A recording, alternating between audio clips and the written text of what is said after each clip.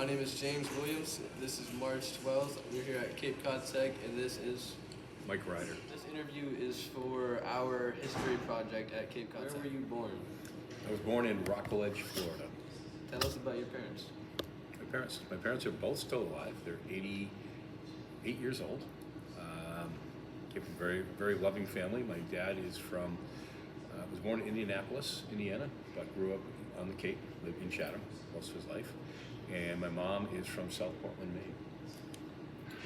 Did you have any siblings? I did. I had two brothers. I had an older brother and a younger brother.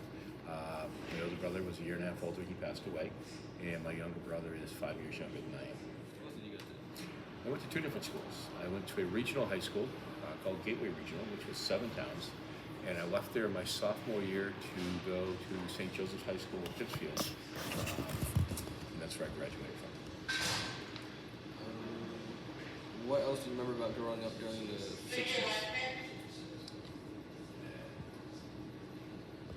Back then, things were a lot simpler. We didn't have video games. We didn't have cell phones. There was a lot of sports, a lot of bike riding, a lot of just hanging with your friends outside.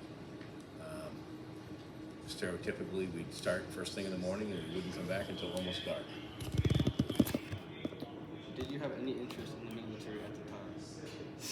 I had some. I grew up, my family has been many generations in the Coast Guard. So I had some interest, but I wasn't sure what I wanted to do at a young age. What were your thoughts about the draft? When I was 18, there was no draft. It's like it is now with selective service. My feeling is, I think that it almost should be mandatory service for every young adult. 2 years in the military. Hi, my name is Elijah Naeem. I'm interviewing Mike Ryder. for my U.S. History project at Cape Cod Technical High School. What were some circumstances of being drafted or enlisted in the service? When I graduated from high school, I went to college for a short while. I realized that's not where I wanted to be. So while I was still in college, I went to a Coast Guard recruiter and decided that's what I wanted to do. I wanted to leave college and then go in the Coast Guard. Nice. What college did you attend? Western New England College. It's now Western New England University in Springfield. You said, tell us about being enlisted. So when you're enlisted, you're at the bottom. You start from being a E1. You go to boot camp. I think boot camp at the time was 9 or 10 weeks in Cape May, New Jersey.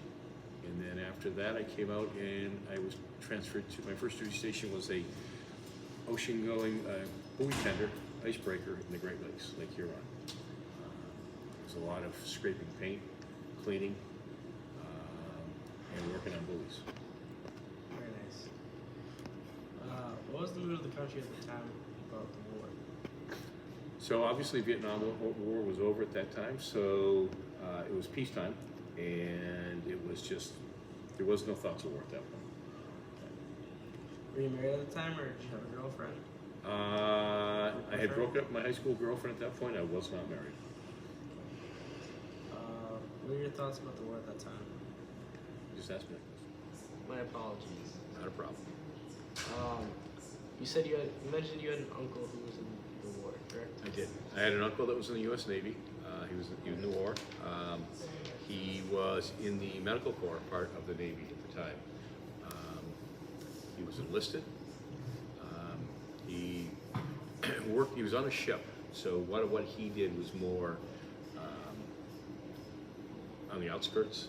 So he wasn't in battle at all, but he would have some of the people that were injured who would be flown to the ship. Okay. Do you know when he deployed or when he shipped? I do not remember that. Okay. What are your personal concerns about him going into combat? Well, obviously I wasn't born yet, but if to think about anybody going into combat, obviously,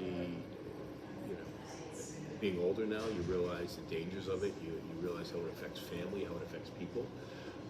I'm very involved with veterans, and there's a lot of PTSD with veterans because of the war.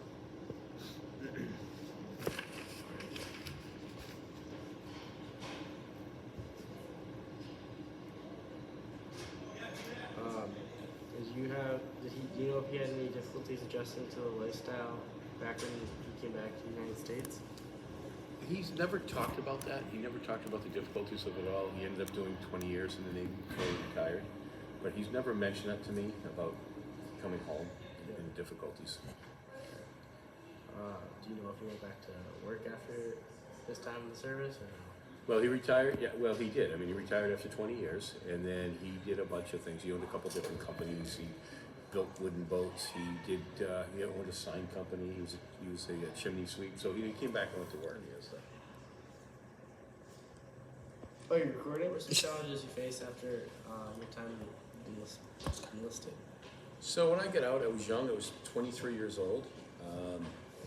You know, I knew what I wanted to do. That was the time I started commercial fishing, but there were some health issues. Every veteran goes through those. I came out with what they call tinnitus, a continuous ringing in my ears, which still affects me to this day. And after that, there was other things that were secondary to the tinnitus, anxiety and panic attacks and things like that, which I'm still fighting with the VA for 40 years later. Other than that, I adjusted fairly well. All right. Do you have any clue what may have been the cause of that tinnitus? Sure. I was on two different ships. I was on the Cutter Bramble, and I was also on one of the Nantucket Lake ships. And on the first ship I was on, it was a buoy tender, so there was a lot of banging, there was a lot of noises. My rack, my bunk, my bed was right next to the engine room, so it's a constant drone. You know, we use all kinds of hammers and needle guns and sledgehammers and a lot of heavy buoys banging on deck, so it's a noise issue. And so that's what causes tinnitus. What else can you tell us about being enlisted? Enlisted. At times it was difficult, but as I look back on it now, it was probably the best time of my life. I highly encourage anybody with an interest to join a service. You're going to get trained, you're going to get experience, you're going to get to see part of the country, you're going to see part of the world. It's probably one of the best things I've ever done after teaching. All right, well, thank you, Mr. Ryder, for giving us some time. Oh, it's an honor. I enjoyed speaking with you guys about this. Thank you.